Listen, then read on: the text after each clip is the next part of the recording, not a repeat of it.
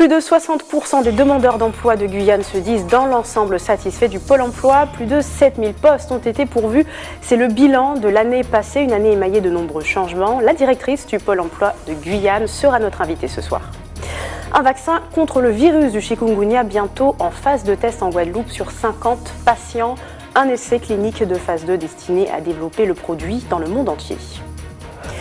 De l'essuie-tout et du papier toilette made in Guyane, eh bien oui, c'est possible. Une usine tourne depuis déjà un an. Découverte d'une firme 100% Guyane dans quelques instants.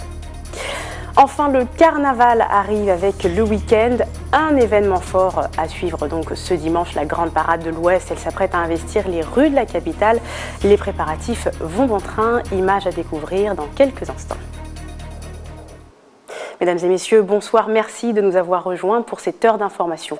On démarre avec cette charte, une charte censée favoriser l'autonomie et la pleine citoyenneté des personnes en situation de handicap.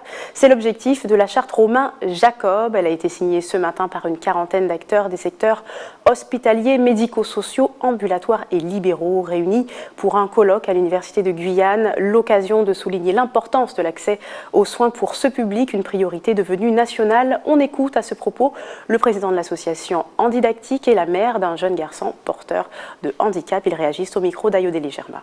Romain est parti parce qu'il se remplissait les poumons, parce qu'il déglutissait mal. On est arrivé à l'hôpital et on m'a dit « On ne prend pas les personnes handicapées en réanimation ». Cette situation était terrible. De dire qu'un plan incliné est suffisant, c'est pas l'accessibilité, elle est en haut du plan incliné. Elle est dans une porte ouverte avec un sourire et des compétences. Mais c'est de comprendre ce que l'on dit. Donc c'est parler simple, dans le facile à lire et à comprendre. Aujourd'hui, nous avons besoin d'une accessibilité universelle comme elle a été présentée aujourd'hui. Quand on arrive en fait dans une salle d'attente pour des soins, c'est vrai que la prise de rendez-vous, elle se fait par téléphone. Mais lorsqu'on se présente, c'est vrai que c'est à ce moment-là que les réactions sont différentes.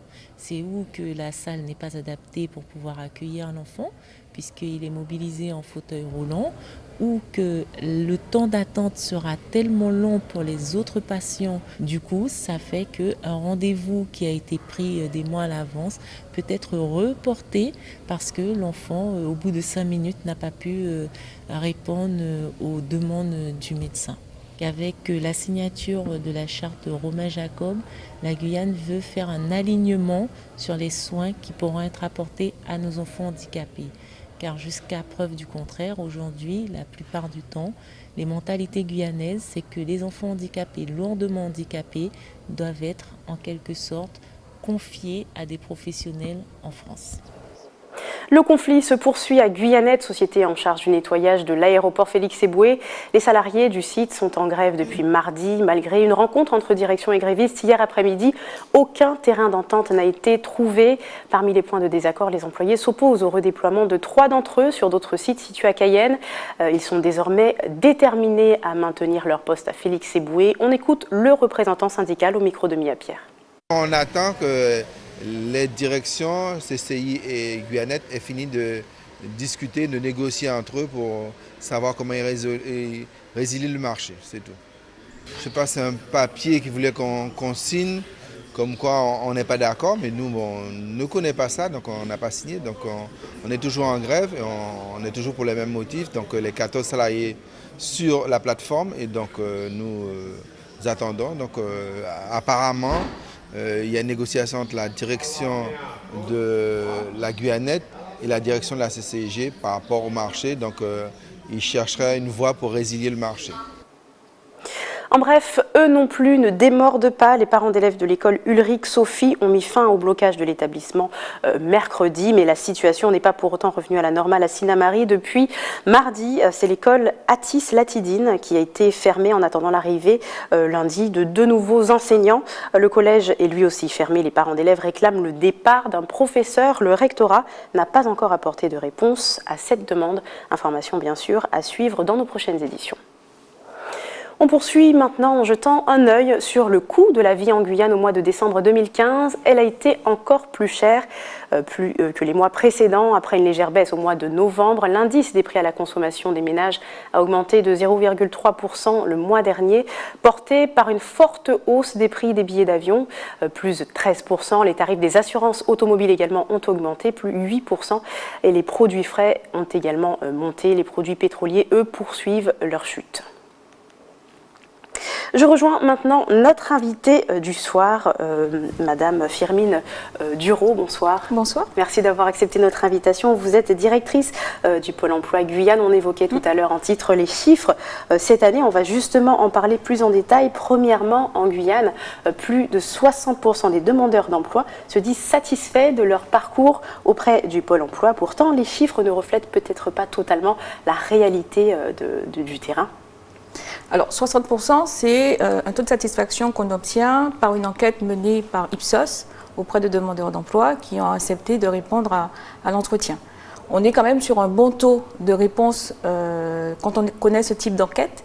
Et donc, on peut considérer que ce résultat reflète la réalité. Et le chiffre ne vous surprend pas de ce que vous connaissez justement de concret? Écoutez, bien sûr, Pôle emploi, c'est un peu plus de 25 000 personnes inscrites dans les catégories A, B et C.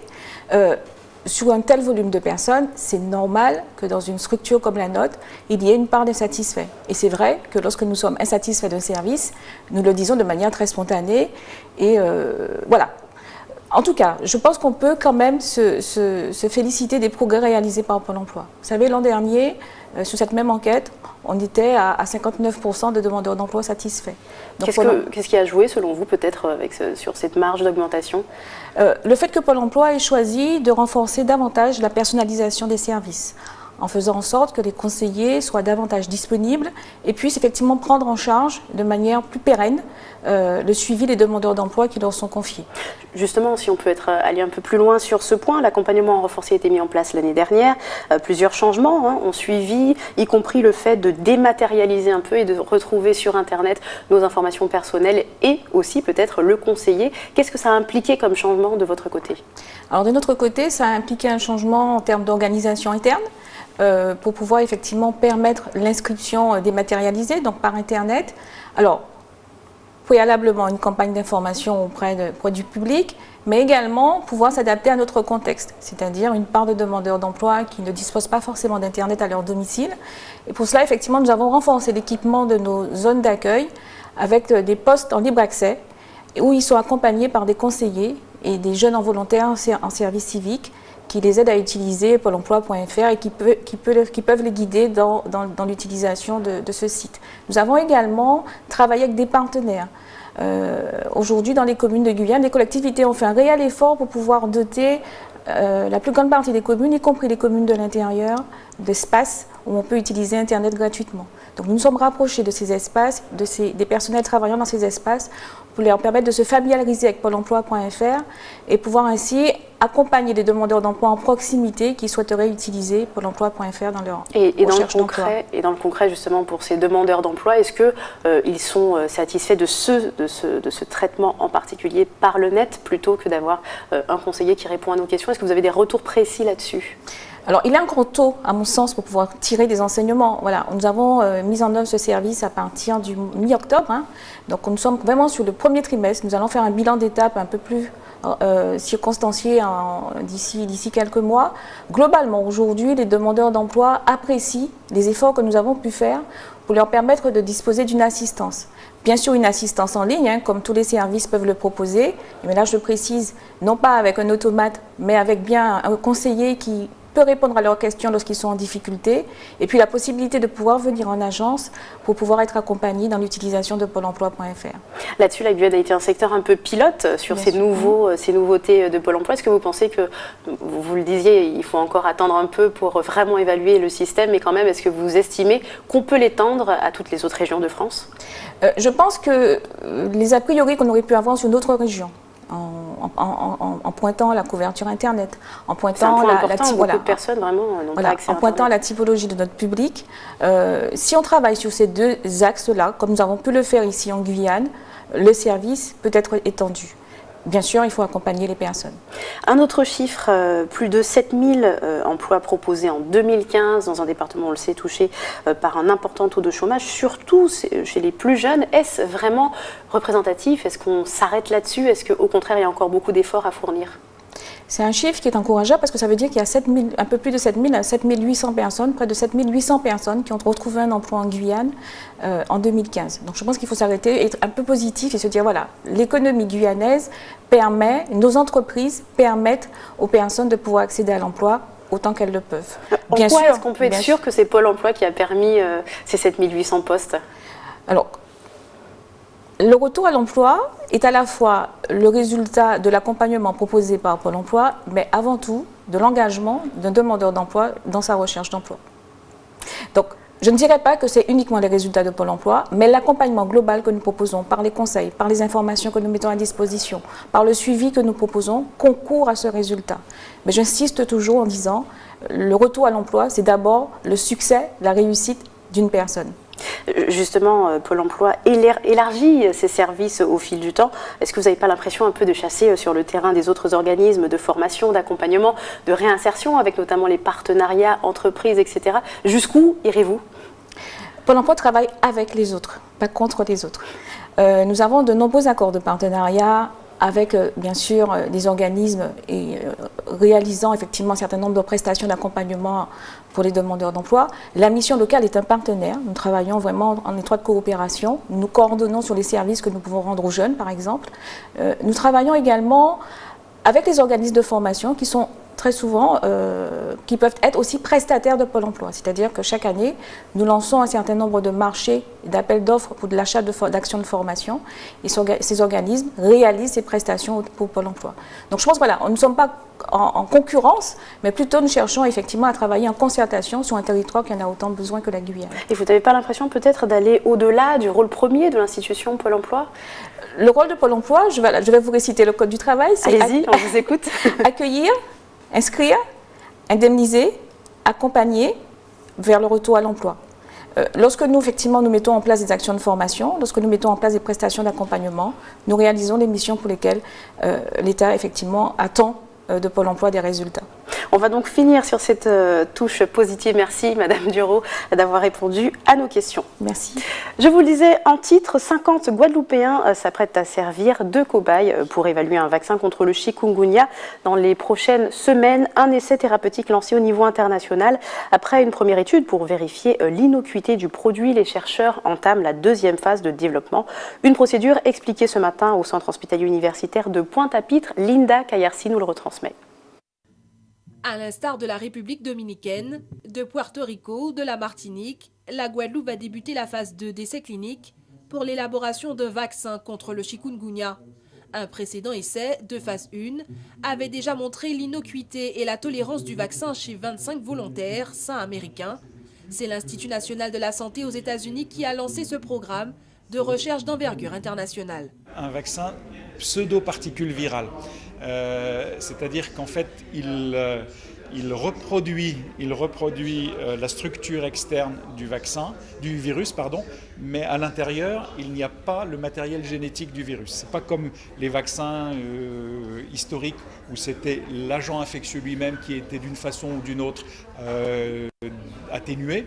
Là, il n'y a pas de possibilité que cette pseudo-particule virale entraîne une infection. Par contre, elle comporte l'ensemble des motifs antigéniques du virus et elle peut stimuler le système immunitaire pour qu'il fabrique des anticorps. En Guadeloupe, 50 volontaires âgés entre 18 et 60 ans en bonne santé et n'ayant jamais eu le chikungunya seront invités à participer à cet essai au centre d'investigation clinique du CHU Pointe-à-Pitre-Abîme. Le parcours des volontaires se déroulera sur 1 an et demi. 12 visites de suivi médical seront nécessaires à la réalisation de l'étude. Jusqu'à une date toute récente, on n'avait pas l'autorisation de communiquer sur ce vaccin et on attendait les autorisations administratives qu'on a maintenant. Donc les quelques volontaires qu'on a, c'est des personnes de notre entourage, de nos familles ou nos amis qui ont déjà accepté de participer comme volontaires à l'essai. Mais maintenant, donc on invite tous ceux qui sont des adultes en bonne santé et désireux de participer à cette recherche pour mettre au point un vaccin contre le chikungunya à nous contacter. Enfin, si toutes les phases de l'essai thérapeutique sont concluantes, le vaccin anti-chikungunya pourrait être mis en circulation d'ici 5 ans. Restez avec nous dans quelques instants. Nous verrons l'hommage rendu à l'auteur engagé, poète et homme politique Léon Gontran Damas à l'occasion des 38 ans de sa disparition. Et puis nous parlerons du carnaval qui se prépare pour ce week-end. La grande parade de l'Ouest notamment sera au cœur des festivités. Nous verrons comment tout cela se prépare.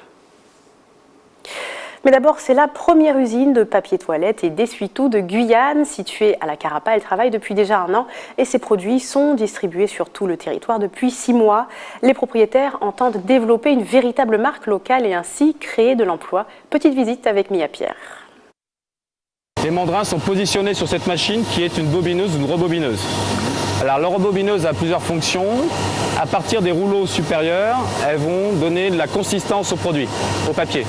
On va le gaufrer, on va l'encoller et ensuite, une fois qu'il sera terminé en fonction du diamètre que l'on souhaite obtenir, on va créer ce qu'on appelle un tube de papier qui est un log. Et ce log partira dans le cas du grand public sur une machine qui va les découper, qui est une tronçonneuse. Patrick Pognon explique à ses actionnaires et partenaires le processus de fabrication du papier toilette et essuie-tout. Cet entrepreneur dirige la première usine de fabrication de papier hygiénique de Guyane. Pour chaque grande famille, il y a au moins 2 qualités de papier. Le papier hygiénique n'est pas le même que le papier d'essuyage. D'accord ? Et ensuite, on peut avoir des grammages de papier différents selon l'usage que l'on veut avoir. Une industrie locale pour développer l'emploi et la formation des jeunes Guyanais. Cette industrie est particulière. Il y a des écoles qui forment à l'industrie papetière donc en métropole, sauf qu'elles ne forment pas suffisamment de personnes et aujourd'hui, nous, on ne peut pas recruter ces personnes. On a essayé, mais ce n'est pas possible. Il n'y en a pas de disponible. Les compétences locales n'existent pas, donc il faut former des jeunes qui ont, on va dire, l'envie, la motivation, qui ont l'intelligence et qui vont pouvoir, associer à ça, acquérir les compétences nécessaires pour faire fonctionner la ligne de production. Ces produits sont vendus moins cher que les grandes marques et plus cher que les produits discount. Les matières premières sont importées d'Europe. Il y a une consommation qui existe. Et aujourd'hui, la consommation repose sur des produits d'importation. Comme beaucoup de choses en Guyane, si nous voulons développer de l'emploi, créer des industries, voilà, il faut commencer par... Vous avez des choses simples pour lesquelles on peut substituer l'importation par la production locale. En production locale, effectivement, on crée des emplois en Guyane. Les Guyanais deviennent donc des consommateurs. Les consommateurs donc, font tourner la distribution. Et donc c'est un cycle vertueux qui s'enclenche, bénéfique à tout le monde. Les collectivités, l'État pour les recettes, les taxes, financer les infrastructures, etc. Sur une séquence de travail, cette usine peut produire entre 800 kg et 1,5 tonne de papier. Les acteurs du monde économique sont ravis. Nous sommes particulièrement heureux et satisfaits que pour une première, en tout cas dans ce domaine, que nous puissions avoir une unité de production locale avec une marque purement guyanaise. Et nous espérons que dans d'autres secteurs d'activité, la production locale va se développer. L'activité, ça permet ensuite de créer des emplois et ainsi de suite. Et on espère mettre la Guyane ainsi dans une dynamique de progrès et de développement. Cette usine a pour ambition de développer la marque sur le marché et accroître sa capacité, sa production de papier. Dans 2 jours, la population haïtienne est appelée aux urnes. Le second tour de l'élection présidentielle et des législatives partielles auront bien lieu ce dimanche. Le président sortant Michel Martelly et son premier ministre Evans Paul ont refusé hier un nouveau report des scrutins et ce malgré la multiplication des violentes manifestations et le refus de l'opposition de participer aux élections. Quel regard la communauté haïtienne de Guyane porte-t-elle sur ces événements? Ce matin, en tout cas au marché, l'élection était au cœur de toutes les conversations et les avis sont plutôt partagés sur cette question. Xavier Paul Lepelletier. Pour l'élection, c'est mal passé là, on a manifesté tout bête comme ça. Alors, bon, ça va bien, ça va bien. Vous pensez que ça va bien se passer? Ah ben oui. Vous trouvez ça normal qu'il n'y ait qu'un seul candidat à l'élection? Ben non, c'est pas normal. Un seul, c'est pas bon. Alors, c'est deux. C'est risqué, ça là. Ce qu'entreprend le camp Martelly est risqué. Mener une bataille pour imposer un seul candidat, et c'est difficile. C'est difficile. C'est difficile dans le monde entier. Dans le monde entier, on n'a jamais vu d'élection avec une seule personne. Puisque c'est Martelly le président, s'il veut le faire, il le fera. Mais c'est malheureux pour le pays. C'est malheureux pour le pays. Quand je vois l'état du pays, ça aurait été bien qu'il y ait un gouvernement qui redresse la situation. Parce qu'ils sont aidés beaucoup par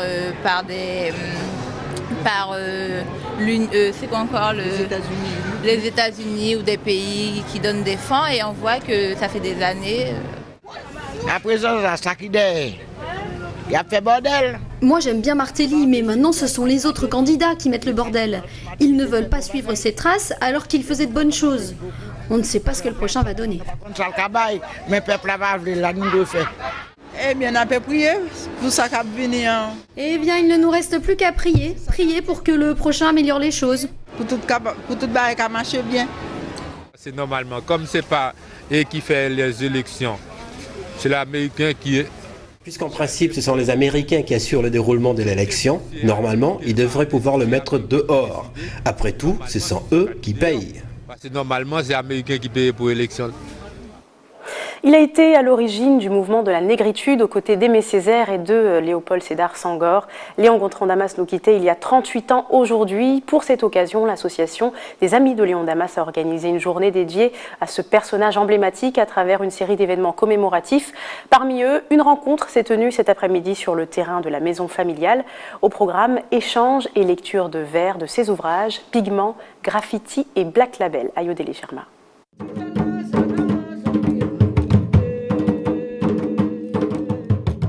Les nègres s'en sont allés faire un tour, un petit tour. Un tout petit tour au ciel blanc de la guerre avant-dernière, avec en poche des tonnes d'hypérite. Ils ont aspergé Rome, en souvenir ému d'Aksum, la ville sainte. T'en souviens-t-il? Paris, nombril du monde, à la merci de l'Afrique. De sa voix, ses regrets, de sa joie, ses tristesses, à la merci de la vie. On passe au carnaval maintenant, et avant d'aborder les festivités du week-end chez nous, nous partons en Martinique où des parents ont décidé de monter un groupe à pied réservé aux moins de 15 ans pour permettre aux enfants de aussi trouver leur place dans le vidé. Une quarantaine de jeunes que Camille Joseph a surpris en pleine répétition. Regardez. Paré pour danser, nous qu'est amusé toute la journée. 15 petits sous bord, vini pas qu'en ballon, nous qu'est amusé, magique. Ce tout nouveau groupe s'appelle Magic as Well. Encore un peu intimidés, danseuses et musiciens en herbe s'entraînent à chanter, à danser et à jouer de leurs instruments favoris.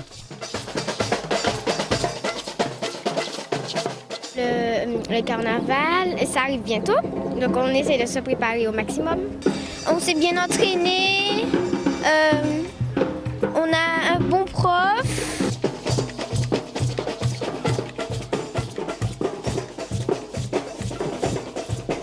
Malgré une certaine appréhension, chacun suit les consignes avec une certaine discipline.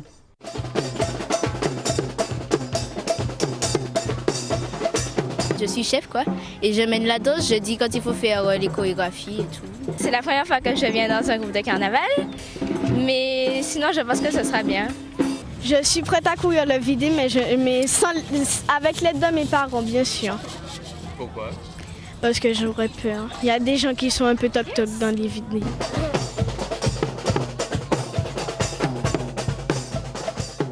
De leur côté, les parents aussi sont très actifs. Les parents nous accompagnent et c'est grâce à eux justement qu'on peut aujourd'hui avoir ce groupe d'une quarantaine d'enfants.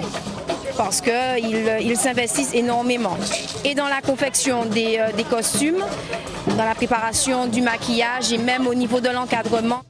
Différents ateliers sont organisés pour que les magiquettes et swéliens soient les plus beaux dans le vidé. C'est un atelier peinture, atelier art créatif, atelier costume, puisque nous sommes en train aussi de terminer les différents costumes. Les enfants sont l'avenir, donc les mettre en lumière. Donc une explosion de couleurs pour montrer voilà, la joie, la vitalité, la vie autour des enfants. Des parents et des enfants qui portent ainsi leur pierre à la réussite du carnaval du Lamentin.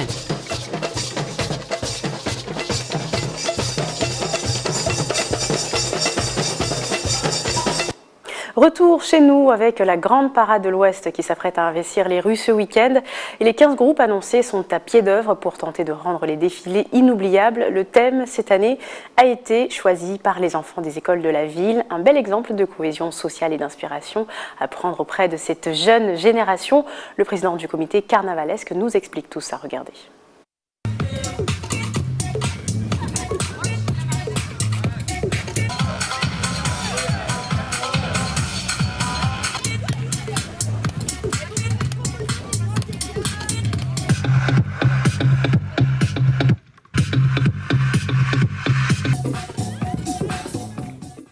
Année, on a eu l'école Jacques Voyer CPA et le groupe de renforcement scolaire de LC des Mangues. Donc on a avec le comité, après on a reçu les dessins et cette année donc est sorti le Vaval qui s'appelle le Prince Feuilly. Donc ça veut dire c'est tout ce qui est de la forêt, l'or et ensuite on a les couleurs de Saint-Laurent-ci représentées par ce prince.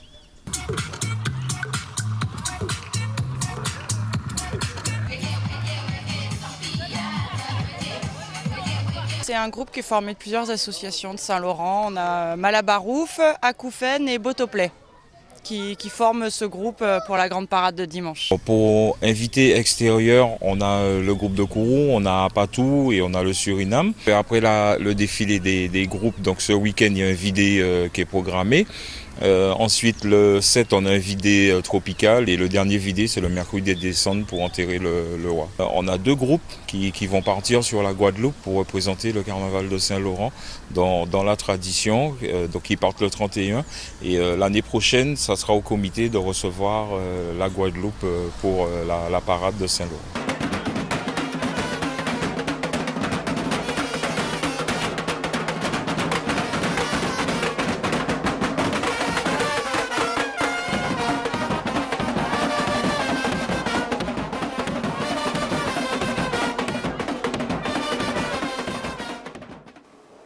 C'est la fin de ce journal, voici le rappel des titres.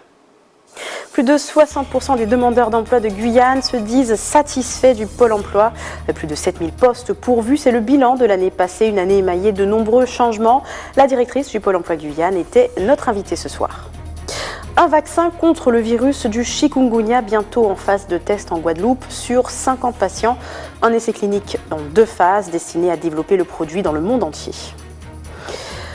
De l'essuie-tout et du papier toilette made in Guyane, eh bien oui, c'est possible. Une usine tourne depuis déjà 1 an. Nous l'avons découvert, ce produit 100% Guyane dans notre journal. Enfin, le carnaval arrive avec le week-end, un événement fort à trouver, la grande parade de l'Ouest qui s'apprête à investir les rues de la capitale ce dimanche à Saint-Laurent. Les préparatifs vont bon train.